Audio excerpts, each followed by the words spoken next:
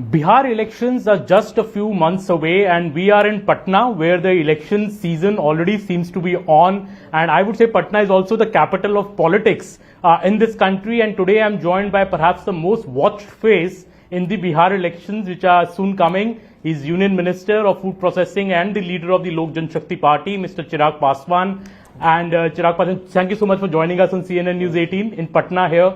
And the first question I would ask you, that Nitish Kumar ji has been the chief minister for almost the last 2 decades in Bihar.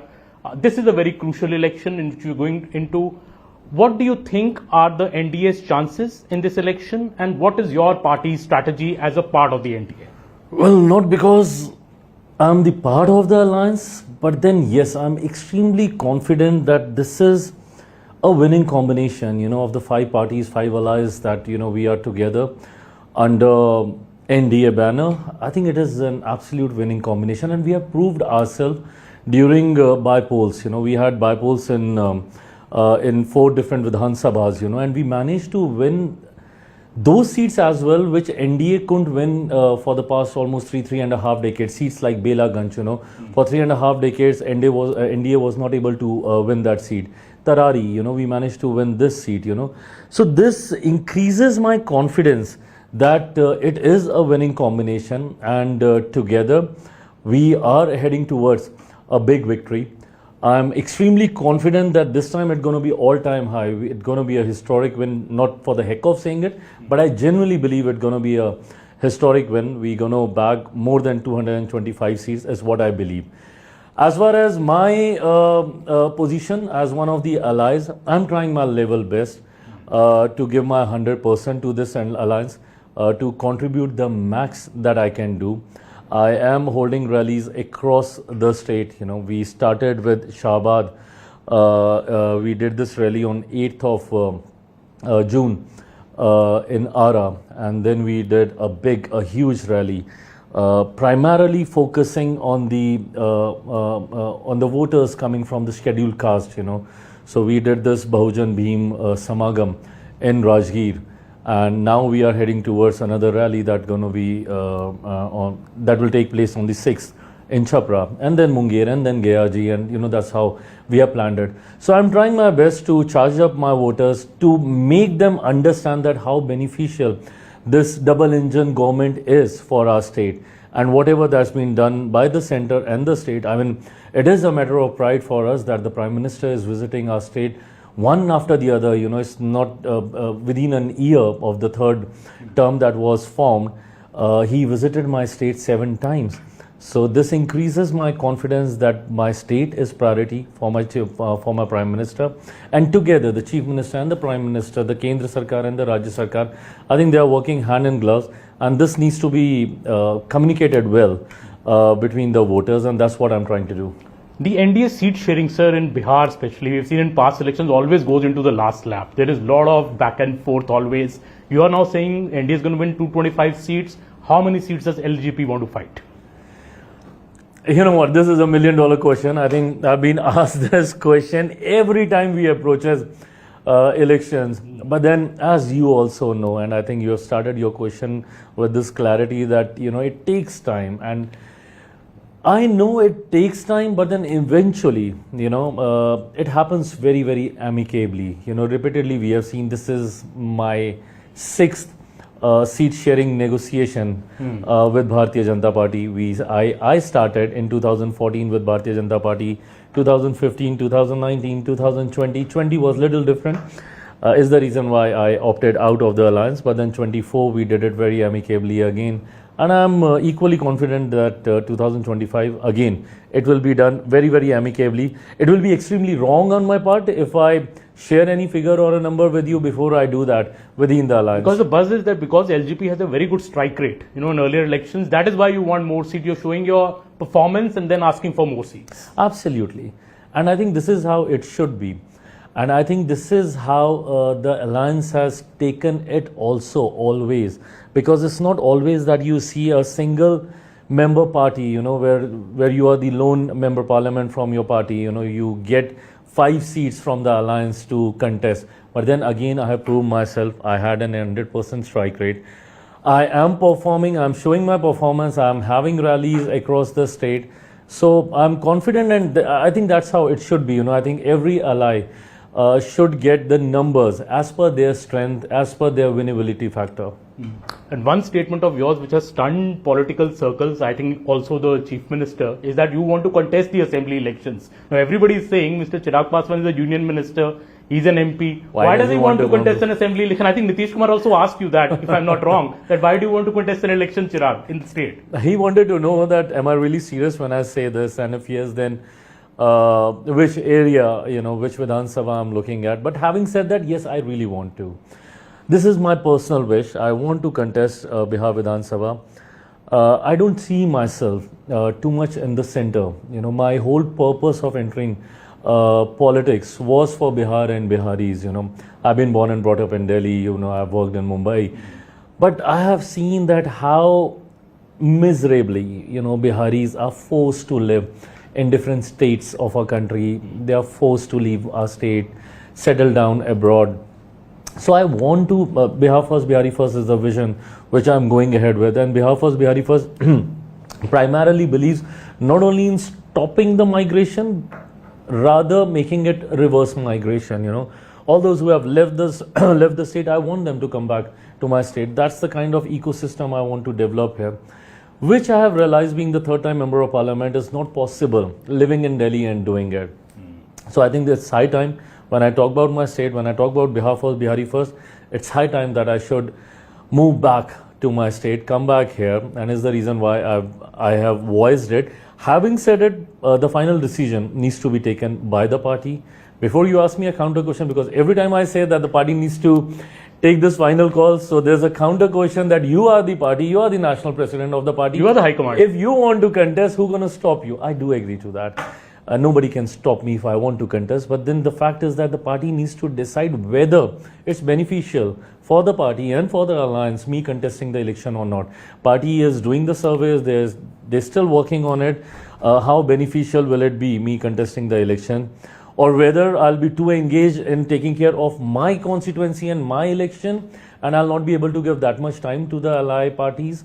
So yes, I mean, the talks are on. I think final decision will be taken by the Central Parliamentary Board once officially a report is sent by the state unit. But in your mind, have you narrowed down any 2 to 3 seats where, you know, which are on the toss? Because your party has a history of, you know, very strong seats in Bihar. Your father, late Ramvilas Paswan ji also, and you took a chance. I think last time you shifted your seat also, and you know, you still want. So any 2-3 seats you're thinking? I do have. I'm not going to give you the names, but then I do have. My party has also suggested me contesting from a general seat.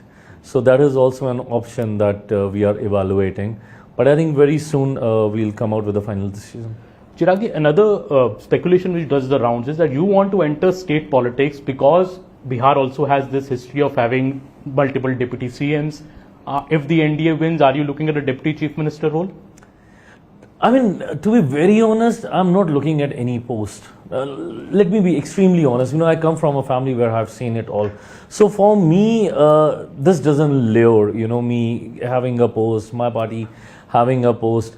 If that would have been my priority, I think in 2020, I wouldn't have left the alliance. You know, in 2020, if I would have contested with the alliance, you know, I would have managed to win at least, you know, 10 to 12 seats, whatever number of seats that they were giving me that time, which was around 15. I would have managed to win 10 to 12 seats. I would have been the central minister that time itself, 4 years before, and I would be having a couple of ministers here in the state from my party. So that has never been a matter of interest for me. Having said that, what I'm aiming at is that the alliance should perform well. We should achieve our target, and definitely, as per the strength of the parties, everybody will be given their respective role in the government. But then, if you're asking me that if myself personally aiming for a deputy or anything of that sort, no. If given circumstance, if a situation like this comes, so that would be one of the deserving party men. So you will not be the deputy chief minister, but choose one of your party men for the post if the choice arises. Definitely, yes. Okay. One significant difference from the last election, 2020, when you contested alone and you famously said, I am Narendra Modi's Hanuman. And you did cause a lot of loss to Mr. Nitish Kumar in that election. His seats came down in a Thank you big for way. reminding that repeatedly. But this time, now you're asking for Right votes. before the election, that's the last thing anybody would want to hear. Anyways, yes, please. But this time the situation is different. You're effectively asking for votes in the name of Nitish Kumar. He's the sitting chief minister. How do you relate to these two things now?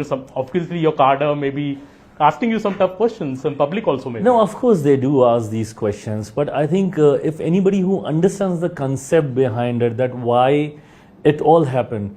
So immediately after 2019 election, I think I need to clear the air. What was the reason? Why I went so aggressive. So in 2019, immediately after the Lok Sabha election, I don't know why, but somehow I felt that, me and my party is being cornered. That was the time when my father wasn't keeping very well. And then later on, he was admitted for the longest time in the hospital. And that was the time when the whole negotiations were taking place. And since my father was not that active and he was in hospital, and I do understand, because that time, comparatively, I was very naive, I was very new, they thought that after my father, I'll not be able to pull it off the way that, he always used to do. So in a way, I was being cornered in the alliance. I was not being asked, told, not to be kept in the loop. So I think because of that, I started disconnecting with the alliance. I wanted X number of seats. Anyways, that was not the concern. But then I wanted my Bihar First agenda to be the part of the government agenda. But that was also outrightly rejected that time. So when I was not given any space within the alliance, so I had no other option but to voice it out on public domains and through media. And that's what I started doing. Not that I don't have issues and concerns now.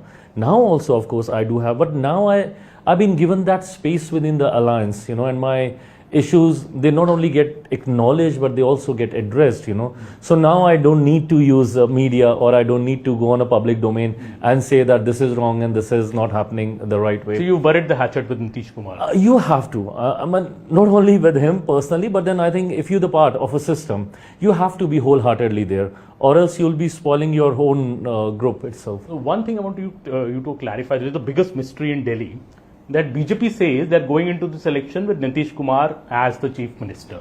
But nobody says that if you win the election, Nitish Kumar will be the chief minister for sure. What is your take on it? So let me say this on behalf of my alliance. He will be the chief minister, and I think the alliance is very, very clear. It's just that this is one question which has been asked repeatedly, one after the other. Irrespective of the seats, who wins, which party wins? Of course, yes. Last time also it happened. Yes. And Bharatiya Janata Party. I respect them, because they walk the talk. Whatever that they commit, they Despite do that. his concerns over his health, which the opposition is raising, RJD I think is it's raising. more been blown out of proportion than what exactly it is. Had that been one of the concerns, we would have discussed it within the alliance, but it is not a matter of concern. So I'm extremely sure that not only will be contesting elections under his leadership, but after the result, which I'm extremely confident it's going to be a superb result, he'll be taking oath as the chief minister of my state once again. That's very important. And a big issue which is actually concerning your state right now is this election commission going for this revision of the electoral rolls. It's become a big concern. The opposition is going to EC. You think this is well thought out, because very less time is left for the elections? There's a big concern that the poor people in your state may not have the documents, to go, and they may lose out to vote. Is that a concern to you? I think this is one process which has been followed on a regular interval, and I don't understand that why opposition, anything that we do, make it a political issue, try and formulate narratives around it, that this is happening because they want to do this is happening. There are processes, which has been adopted on regular intervals and which needs to be done, most of the time, we have voters complaining that the falana person is not there anymore, but still, his or her name is there in the voter list. My name is not there. So you have to sanitize these things on a regular basis, and that's why it's been done. Of course, there are concerns, with documents being available or not. But then I think the local prasashan is more than willing to help them with. We as, a party organization, we are helping them with. Of course, because we also have concern about those who are not the part of the voter list, they also needs to be inducted. And I think Election Commission has made it extremely simple. They have bifurcated in a couple of categories, before 2003 and the one who has voted in 2003 and post-election and the new ones voting for the first time. So they've bifurcated it. Having said it all, I think it's all to create a perception that, center is trying to create some kind of a nuisance so that tomorrow when they lose election, because before this they used to repeatedly blame EVM for this, that because of the EVM, because of the EVM, because of the EVM. Now that narrative couldn't work. So now this is a new thing that they have got in their hand. Had they been this serious, Election Commission has commented on this, that they are not serious about it because they didn't go for the representation, out of all the parties who were making an hue and cry over this, only 2 of them they represented in front of the Election Commission. Also, they are just talking about it. Give proof, no? Prove what you are saying. Give us the proof that this is wrong happening, that is wrong happening. Not even a single evidence confirming or authenticating what you are saying is being presented before the Election Commission. So just to create a perception that whatever center does is wrong, I don't think that works anymore. Many in Delhi so feel that Prashant Kishore is like an X factor in this election. You are on the ground, I want to ask your opinions. Prashant Kishore an X factor, who will he hurt? Definitely an factor, I don't know, X factor, Y factor, Z factor. I was once an X factor in 2020, so definitely Prashant Bhai would not like to hear this, that a similar X factor is coming because of the way I performed, because he would definitely want to win a lot more seats than what I won in 2020. Having said it all, with my personal experience, I'm saying not to demotivate anybody, but through my personal experience, I believe that eventually in my state, because the people are so politically aware, the elections become bipolar. By the time you go in to vote, it becomes bipolar. So eventually, I think it's going to be either NDA or Mahagathbandhan. I don't think any third party, maybe, there'll be a factor in denting either this alliance, that alliance, I don't know. I mean, time will tell. But in terms of winnability, I don't see much space. Again, this is on a personal experience, I'm saying. So my last question to you, who is the real Yuva Bihari? Is it you? Is it Tejashwi or is it Prashant Kishore? I don't know what is the age bracket of being Yuva, because me and my younger brother and my friend Prashant ji, we have quite a difference between our age. But having said it all, I think this is one call that the people of Bihar needs to take. Ultimately, they will be choosing who's the correct Yuva Bihari whom they believe in. So I think let's leave it to the people of Bihar. Elections are around the corner. Very soon we'll have an answer. Well, Chirag Paswan ji giving us 2 big headlines. One is saying that Nitish Kumar will be the chief minister if the NDA wins, irrespective of how many seats each party wins. And he's also saying he will not be the deputy chief minister. If that question arises, he would love to give it to one of his party members. Thank you so much, Chirag ji, for joining us. Thank you. Always a pleasure to speak to you. Thank you.